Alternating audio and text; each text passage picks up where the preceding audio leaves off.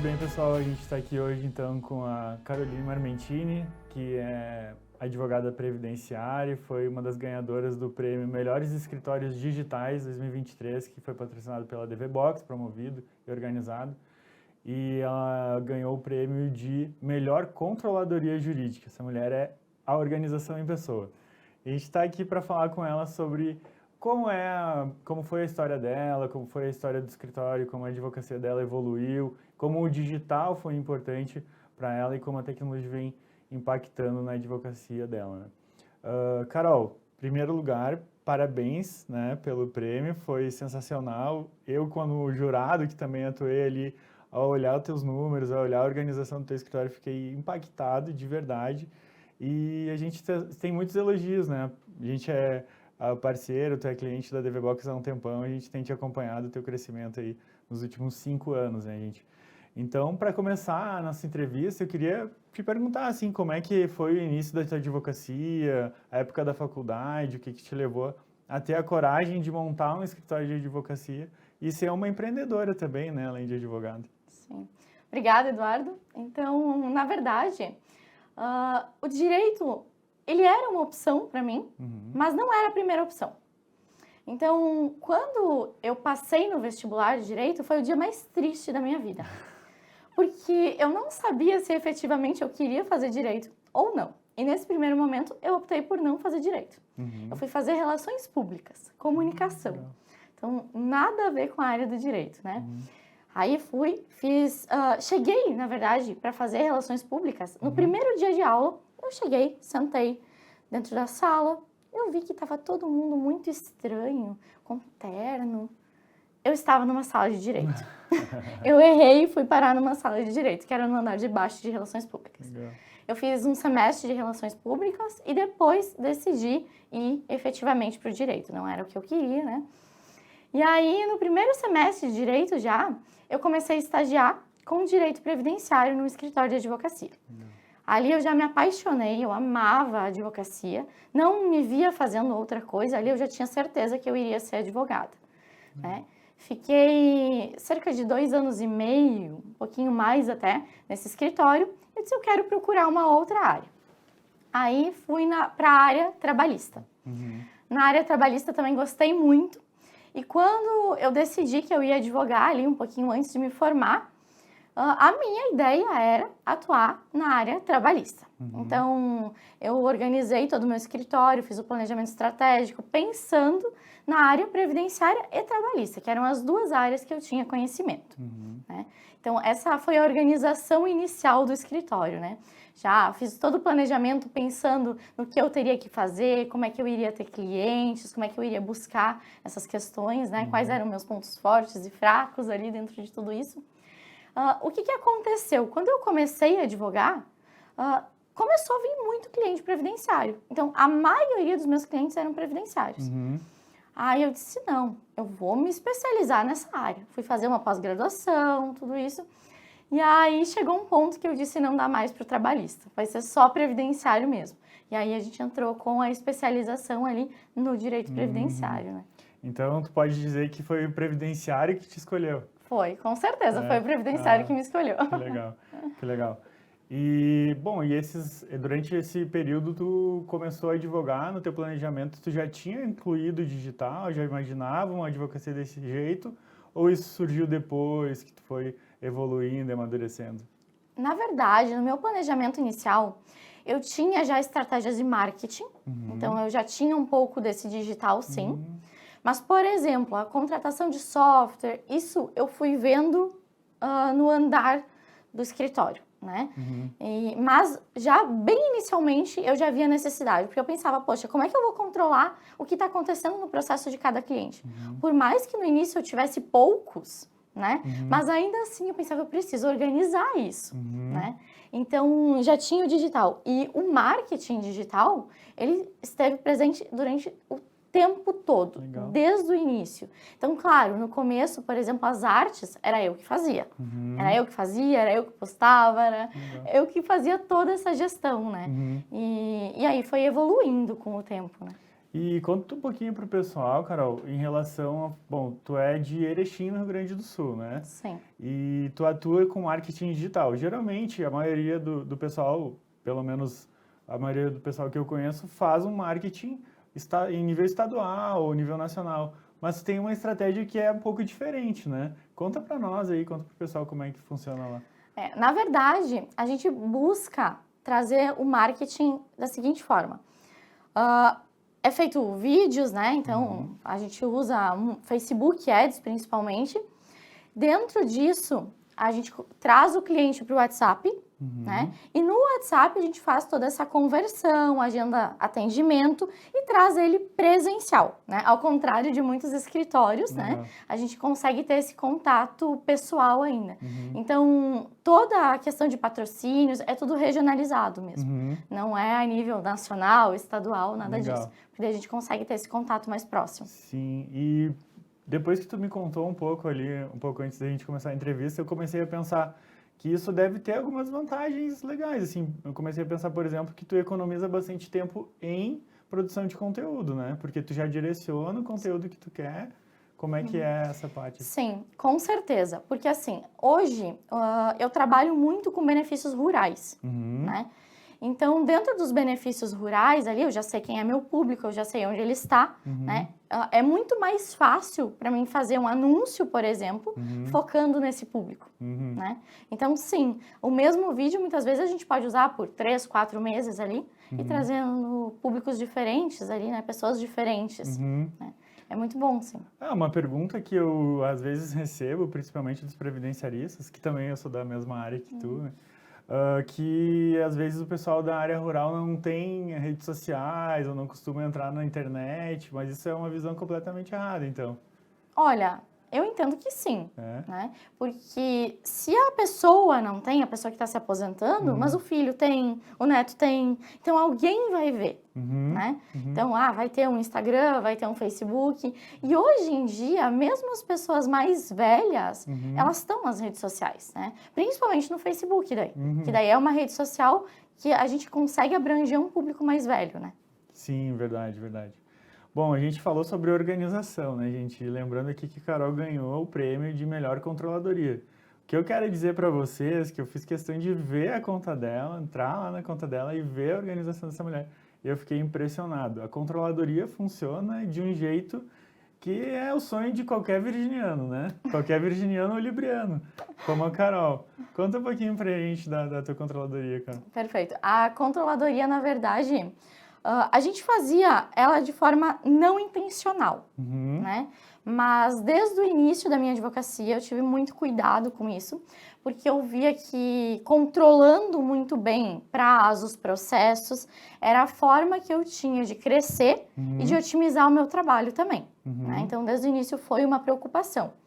Hoje a gente faz a controladoria um pouquinho diferente. Eu tenho uma controller, né? Então ela está há pouco tempo na nossa equipe, mas me ajuda muito porque ela consegue já delegar todas essas tarefas. Então, a controladoria, no momento que a gente vai lançar, por exemplo, um prazo, né, judicial, eu já consigo determinar quem vai fazer a coleta de provas, quem vai fazer a petição, quem vai corrigir, quando que vai ser o protocolo. E isso adianta muito o nosso trabalho, né? Porque aí você já consegue colocar na agenda também quando que vai ser feito, né? E a controladoria, para quem não faz, principalmente, né, ela é fundamental. Não tem como você crescer um escritório de advocacia sem ter uma boa controladoria, né? Sim, com certeza, concordo plenamente. E assim, vendo a tua conta, uma das coisas que a gente trabalha muito lá é a questão da produtividade, né? Na advocacia digital, enfim, coisa que na tradicional não se olhava muito, né? Sim. Se fazia do jeito que dava para fazer. Mas a gente vê escritórios que têm uma produtividade boa ali, 200 processos por advogado, tem os escritórios que têm uma produtividade maior, 300, até 400 processos por advogado, mas eu nunca tinha visto alguém que tem 800 processos sozinho, que nem tu. Sim. Me conta qual é assim, o impacto da controladoria na tua produtividade, Carol? Olha, total. É? Total, porque assim, sozinha eu não faço nada, né? Então isso é mérito de toda a minha equipe, né? Toda a minha equipe entra nessa questão da controladoria, de ser muito organizado também, né? Então, na verdade, assim, se não fosse a controladoria, se não fosse toda essa organização, com certeza nós não daríamos conta com tão poucos profissionais trabalhando, né, nos processos. Então, Perfeito. Efetivamente, ela é fundamental. Perfeito. E o pessoal fala muito também que essa organização, essa qualidade, ela acaba impactando também no resultado dos processos, né? E tu vê assim, não sei como é que tu faz a medição, se tu acompanha o percentual de processos ganhos ou não, Sim. e se tu vê se a controladoria impacta nisso também? Impacta, com certeza. Até porque, assim, hoje dentro do meu escritório, a controladoria, ela é responsável por fazer uma reanálise das peças, né? Então, de tudo que a gente vai protocolar ali. Então, já tem essa questão, o que faz com que um número maior de processos tenha êxito, né? Então, é fundamental. Dá pra gente dizer que organização dá ROI, dá retorno por investimento? Dá, com certeza. E olha, investir num bom controller também dá ROI. Me conta um pouquinho mais, então, como é que foi a seleção para... Então, a minha seleção, na verdade, ela teve uma assessoria da DVBox também, né? Então, assim, o que aconteceu? Nessa seleção, a gente fez entrevista, primeiramente, né? E aí, depois disso, a gente fez prova para ver qual era o conhecimento, porque um controller não pode ter um conhecimento ou básico ou zero, né? Então, tem que ter um conhecimento um pouquinho mais avançado. Então, nós conseguimos filtrar ali qual era o conhecimento, né? A partir disso, a gente fez mais uma entrevista com a parte de RH, né? Para aí efetivar essa contratação. Legal. E assim, é algo que eu não via como tão necessário até ter. Sabe? Então, até mesmo as questões, por exemplo, de conseguir delegar algumas tarefas, né? Isso tem me ajudado muito, porque a gente faz gestão, né? E aí tu sair um pouquinho do operacional e conseguir fazer essa parte de gestão mais estratégica, é fundamental, né? Porque são coisas que outras pessoas não vão fazer por você, né? Que a gente precisa, como donos do escritório, fazer, né? Sim. E, então, a controladoria me ajudou nesse aspecto também. Sim, pessoas assim mais perfeccionistas, né?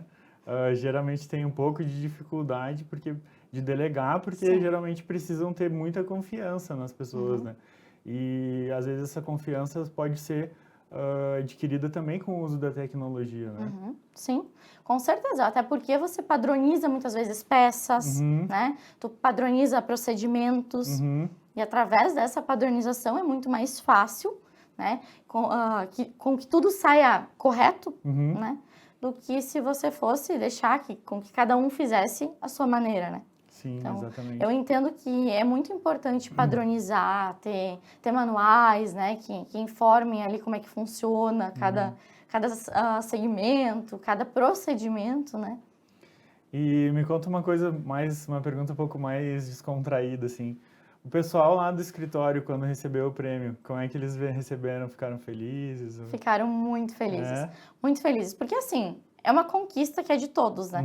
Então, todo mundo conseguiu ver isso, conseguiu entender que é a nossa organização como equipe. Não é minha sozinha, não é de nenhum dos funcionários sozinho, né? Então, todos ficaram muito, muito felizes mesmo. Que legal. E tu está feliz com a tua advocacia atualmente? Tô, mas pretendo expandir também, né? Então, assim... Conta aí pra nós então um pouquinho. Tenho planos de levar para uma advocacia mais digital, né? Talvez atuando em outros lugares ali, mas de forma digital. Nós ainda não fizemos isso.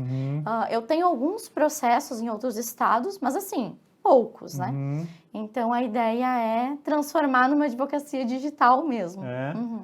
E aí, com o tempo, tu vai deixando de estar tanto na operação, né? Quais são as funções hoje que tu mais faz dentro do escritório, cara? Hoje eu faço atendimentos. Fechamento de contrato? Fechamento de contrato, isso.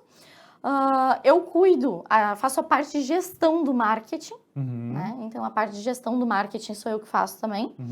E agora eu já não faço mais tanto, mas as correções, as reanálises de peças, também era eu que fazia.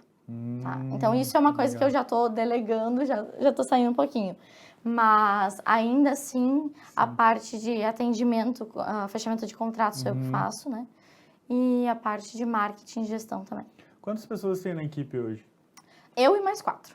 Perfeito, perfeito. Estamos com processos seletivos, inclusive. Ah, é? Olha aí, pessoal, uma oportunidade. É remoto ou tem que ser na Não, agência? presencial, por enquanto. Presencial, Por tá. enquanto, presencial. Show. A ideia de fazer um escritório híbrido internamente também é um passo que vai mudar toda a tua estrutura também, forma de se comunicar, né?